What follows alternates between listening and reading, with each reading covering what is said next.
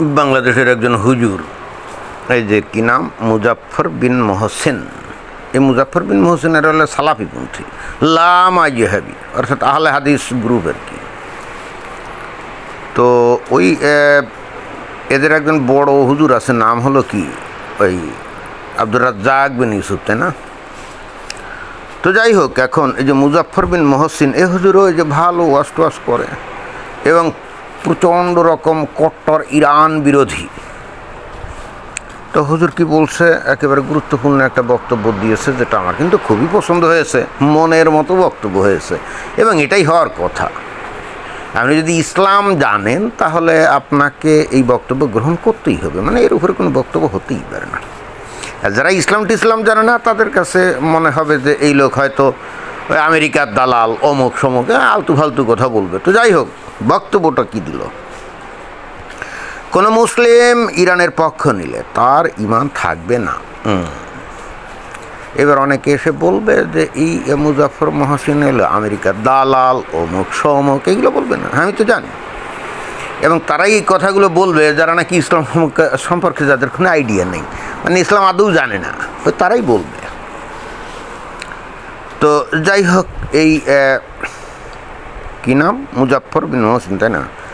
এ হলো ওই সালাফিপন্থী, সালাফিপন্থী অর্থাৎ লামা ইহাবি, আহলে হাদিস বলা হয় যাদেরকে আর কি। আহলে হাদিস মানে ওই হাদিসের অনুসারী, আহলে হাদিস, আহলে মানে অনুসারী, আর হাদিস মানে হাদিসের অনুসারী। অর্থাৎ নবী সেই 1450 বছর আগে নবী যেভাবে জীবনযাপন করতো, তার যে জীবনের রীতিনীতি, যেভাবে চালচলন, ওইটা যারা একেবারে হুবহু অনুসরণ করে তাদেরকেই কিন্তু বলা হয় যে আহলে হাদিস। এই আহলে হাদিসের হলো সুন্নি গ্রুপ।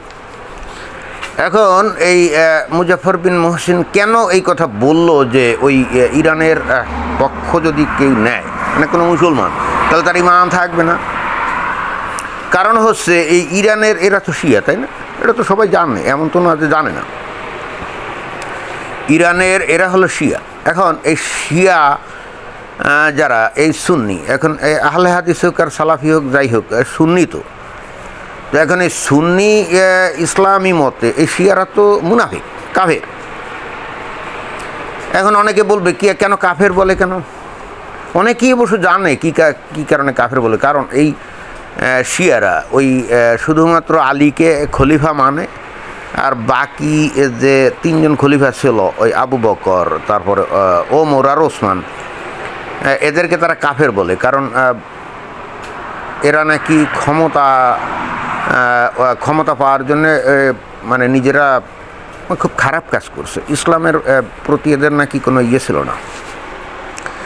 এছাড়া ওই যে নবীর স্ত্রী আছে না, হযরত আয়েশা, এই আয়েশাকে এই শিয়ারা কিন্তু ব্যভিচারিণী হিসাবে গণ্য করে। এবং এই সুন্নি হুজুরা কিন্তু বলে যদি কোনোদিন ইরান এই সৌদি আরব দখল করতে পারে, তখন ওই আয়েশার যে কবর আছে না, ওই কবরের উপরে নাকি ওই পাথর ছুঁড়ে শাস্তি বাস্তবায়ন করবে। ওই যে ব্যভিচারের শাস্তি কোমর পর্যন্ত পাথর ছুঁড়ে হতো না। তো এখন হযরতের প্রিয়তমা স্ত্রী আয়েশাকে যারা ব্যভিচারিণী বলে, বা 3জন খলিফাকে যারা কাফের বলে, তারা আল্লাহ আর নবীতে বিশ্বাস যদি করেও, তাহলেও যে তারা কোনোভাবেই মুসলমান না, তারা যে ভয়ঙ্কর রকম মুনাফিক, এ তো বলা বাহুল্য নাকি?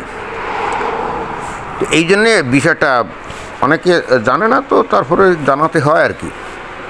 এখন সেই ইরান যারা নাকি এই নবীর সহধর্মিনী অর্থাৎ আয়েশাকে বলে ব্যভিচারিণী, তারপরে 3জন খলিফাকে মানে না, এবং তাদেরকে বলে কি কাফের, তাই না?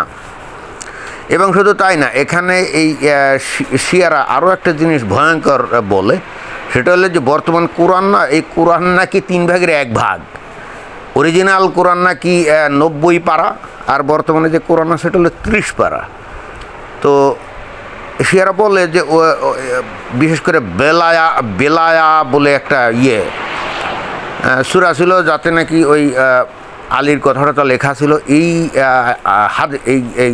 সূরা এই সুন্নিরা এই বর্তমান কোরআনে সংকলন করে নাই। তাহলে ডেঞ্জারাস সব অভিযোগ, তাই না? অর্থাৎ সুন্নিদের মত অনুযায়ী শিয়ারা তো কাফের ছাড়া আর কিছুই না, তাই না? এখন যারা নাকি আসলে ইসলাম জানে না তাদের কাছে তো মনে হবে না, ইরান তো ইসরায়েলের বিরুদ্ধে যুদ্ধ করছে, ইসরায়েলের ওরা তো ইহুদি, তো তাদের বিরুদ্ধে যখন যুদ্ধ করছে তাহলে তো আমাদেরকে ইরানের পক্ষে থাকতে হবে। বিষয়টা অনেকটা এরকম না, মানে যারা ইসলাম জানে না। এখন যেহেতু শিয়ারা সুন্নি মত অনুযায়ী কোনোভাবেই মুসলমান না, আবার ভাইস ভার্সা, কিন্তু শিয়ারাও মনে করে যে এই সুন্নিরা হলো কাফের। অর্থাৎ দুনিয়াতে কিন্তু প্রকৃত খাঁটি সহি মুসলমান কিন্তু কেউ নাই, কারণ শিয়ারা মনে করে সুন্নিরা কাফের আর সুন্নিরা মনে করে শিয়ারা কাফের। তাহলে এই দুনিয়াতে কি খাঁটি সহি মুসলমান আর কেউ আছে বলেন? নাই, নাই, নেই, সব কিন্তু কাফের আর ভুয়া মুনাফিক, তাই না? তো যাই হোক, এখন এই সুন্নি স্কুল অফ থট অনুযায়ী এই বাংলাদেশ তো সুন্নি প্রধান দেশ, এখানে অল্প কিছু যে শিয়া টিয়া আছে, তাই না? এখন সেই শিয়া ইরান যতই ইহুদিদের বিরুদ্ধে লড়াই করুক, তাই বলে কোনো সুন্নি পন্থী লোক যদি ওই ইরানের পক্ষে গীত গায় তাহলে কিন্তু তার ইমান থাকবে না, এটা কিন্তু 100%। কারণ যারা নাকি নবীর স্ত্রীকে কয় ব্যভিচারিণী, নবীর স্ত্রীকে বলে ব্যভিচারিণী আয়েশা, তাই না? যে আয়েশার বহু হাদিস এই হাদিস গ্রন্থে লেখা আছে। কত আয়েশা বর্ণিত হাদিসের সংখ্যা তা মনে হয় 2000-এর উপরে। এবং বস্তুত সুন্নি ইসলামটা টিকেই আছে এই হাদিস, এই আয়েশা বর্ণিত হাদিসের উপরে।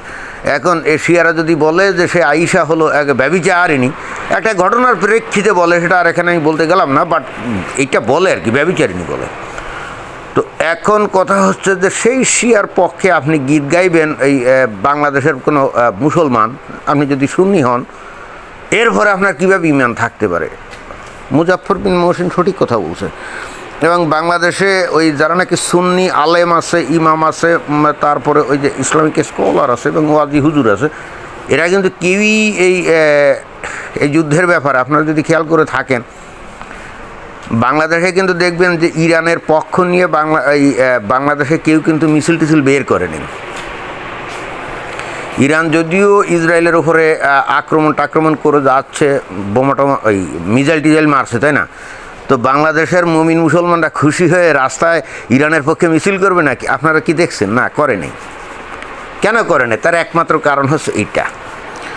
তো এখন আপনি ইসলাম জানলে তাহলে অবশ্যই আপনি এটা স্বীকার করতেই হবে যে মুস্তফা মুজাফফর বিন মহসিন যেটা বলছে, কোনো মুসলিম ইরানের পক্ষ নিলে তার ইমান থাকবে না এবং সেই হেতু বেহেশতেও যাইতে পারবে না, 72 হুরের সাথে যৌন কেলিও করতে পারবে না। সোজা হিসাব রে ভাই, ইহাতে কিন্তু কোনো ভুল নাই। ধন্যবাদ।